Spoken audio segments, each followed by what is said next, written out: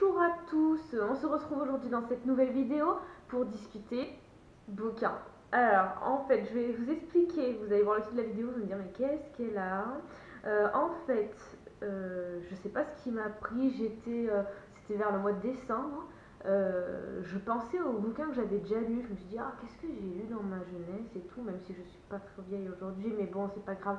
Je m'imaginais des livres que j'avais lus.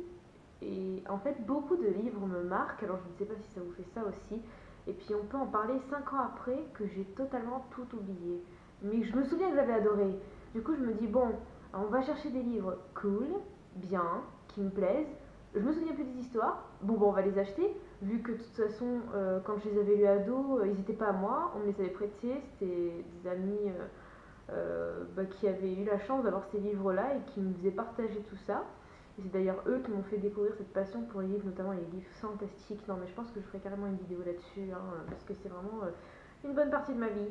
Donc je vais commencer par des livres que j'ai achetés chez Book Off à Paris.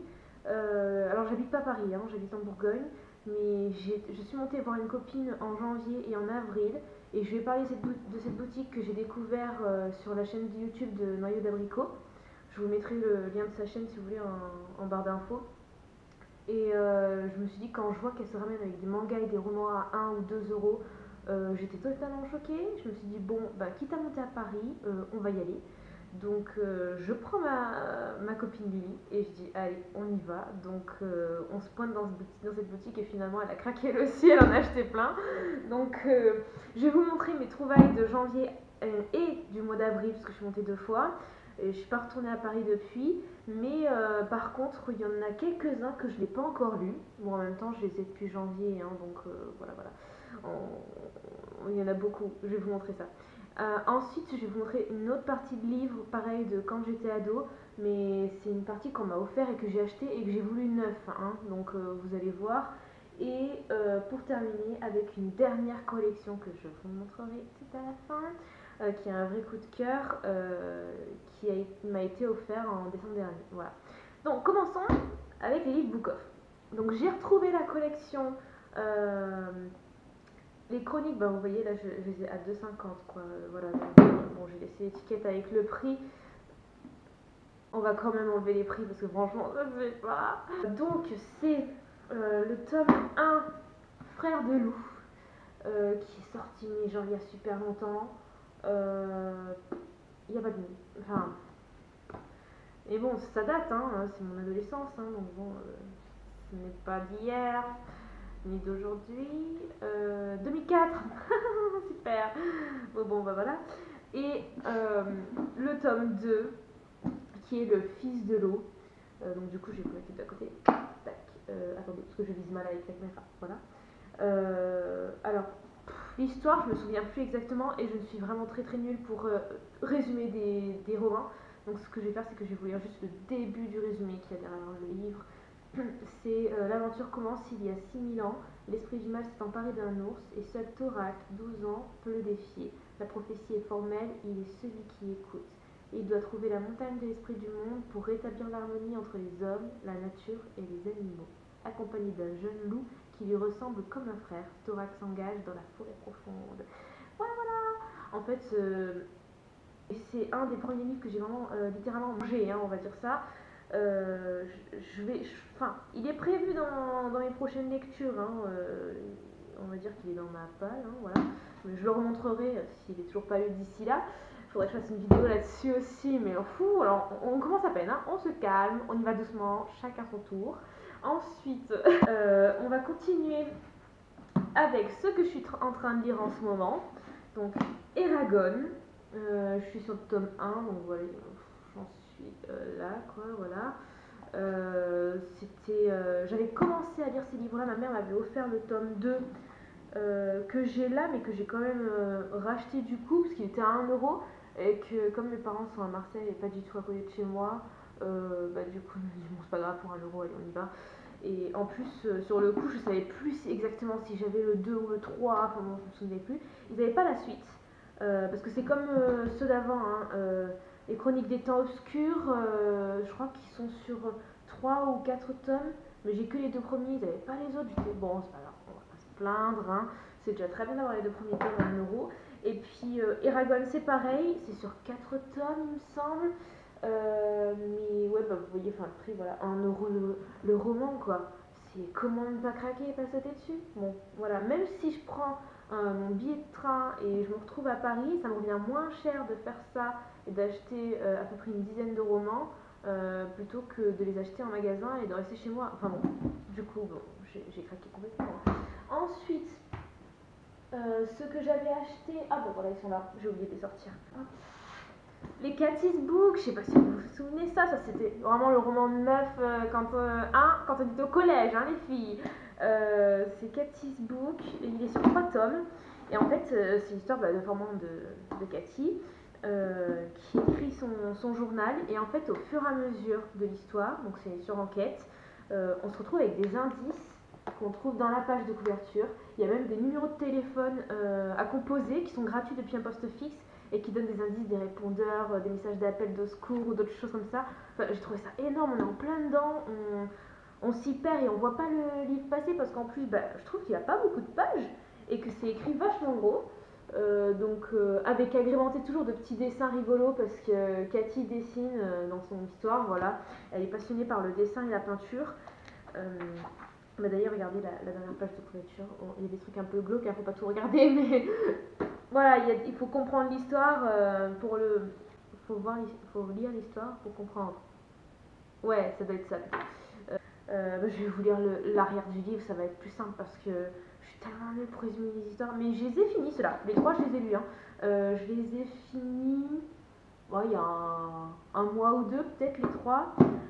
Si tu n'es pas Emma, repose immédiatement ce carnet. Emma, je sais que cette histoire paraît dingue, maman et toi, vous devez vous demander où je suis passée et quand je reviendrai.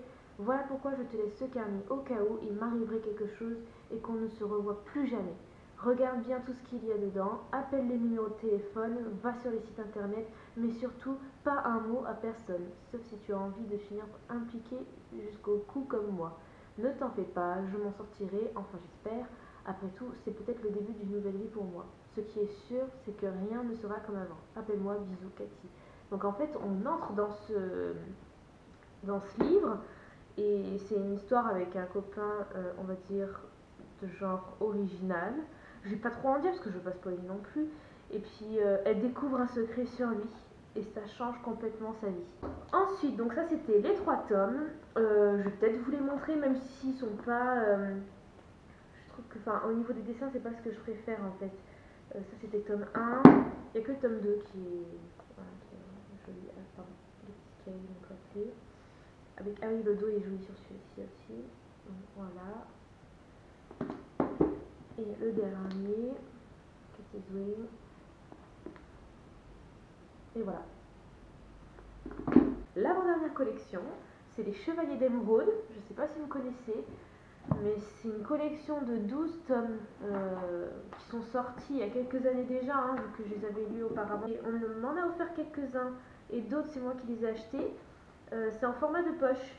Donc, les Chevaliers d'Émeraude, c'est une histoire d'Enkidièvre, un monde, et des chevaliers d'émeraude qui sont reformés. Donc c'est un groupe de personnes avec des pouvoirs magiques qui se forment et qui deviennent les chevaliers d'émeraude. Et le but est de défendre ce monde contre attendez, j'avais arrivé à le prononcer, Amécaret, qui est un insecte ignoble et horrible et qui veut tout détruire. C'est une collection vraiment auquel j'ai accroché, elle est dans mon top 10. Voilà, vraiment. C'était mon copain qui me les avait prêtés, Mathieu si tu passes par là. Du coup, je me commençais à les acheter en mai 2016. Et puis j'ai les 11 premiers tomes, il m'en manque plus qu'un. Faut que je m'y mette, mais comme je suis en train de lire Eragon, pour l'instant je l'achète pas. Du coup, j'ai pris les formats de poche, je vais vous montrer les tomes. Donc ça c'est le tome 1, Le feu dans le ciel. Le tome 2, les dragons de l'empereur noir, c'est bien ça. Voilà. Je vous montre pas le dos parce que c'est pareil en fait derrière, c'est juste une couleur. Le tome 3, Piège au royaume des ombres. Le tome 4, La princesse rebelle, c'est une couverture que j'aime beaucoup. Le tome 5, Les chevaliers d'émeraude, l'île des lézards. Le tome 6, il est là, Le journal de Nyx. Très joli aussi celui-ci, j'aime beaucoup la couleur, le bleu comme ça fait bleu nuit, j'aime beaucoup. Tome 7, L'enlèvement. Tome 8, presque fini, Les dieux déchus. Alors pareil, c'est une de mes couvertures préférées, celle-là j'adore. Tome 9, L'héritage de Daniel S. Tome 10, cette couverture c'est, on va dire, ma deuxième préférée, j'adore. Représailles. Voilà. Et tome 11, La justice céleste. En fait, ce que j'aime beaucoup dans ce roman, c'est déjà, bon, sans parler de la partie fantastique, mais c'est qu'elle se fait sur plusieurs générations. On voit au début de l'histoire le père au combat, et puis après tu vois les enfants, les enfants des enfants, enfin voilà, vraiment tu suis tout, et sur plusieurs générations, et pourtant il y a enfin ouais, on va dire une bonne centaine de chevaliers après, même plus. Et pourtant, quand on a les noms qui se suivent, on voit qui c'est. Et puis même si on a un doute, ça j'aime beaucoup. Déjà, sur le point de vue un doute géographique, on a la carte qui nous permet de nous repérer. Et pour les chevaliers, ils mettent l'ordre en fonction de toutes les générations de chevaliers. Donc vous voyez, là je tourne la page, après on a la génération suivante. Enfin voilà, donc si on a un doute sur un personnage, tout est écrit à l'intérieur et ça j'aime beaucoup. Bon, après moi j'en ai pas trop eu besoin parce que vu que j'étais à fond dans l'histoire, je me suis bien mise dedans. Du coup j'ai pas eu forcément des doutes sur des personnages, ou alors quand je lisais la phrase, je me disais ah oui c'est un tel qui lui est arrivé ça, enfin voilà, donc j'ai bien suivi. Donc ça c'était les Chevaliers d'Émeraude, et le tome 12 je ne l'ai pas encore mais je vous le montrerai dans un prochain épisode. Voilà. Et enfin, on va terminer par la collection qu'on m'a offert en décembre, mon beau-frère, qui me l'a offert. C'est les Chroniques du monde émergé. Alors je sais pas si vous connaissez. Désolée, je fais du bruit avec mes livres, quand je les fais tomber, je m'en rends pas compte. Je suis vraiment désolée. C'est Chroniques du monde émergé, pareil, toujours format de poche. En fait, c'est ce que je préfère parce que sinon ça prend trop de place dans ma bibliothèque. Et j'en ai pas beaucoup, j'en ai que 2 comme ça en fait. Le reste, sinon tous les livres qui rentrent pas, ben, ils sont dans des placards en attendant d'avoir une autre bibliothèque.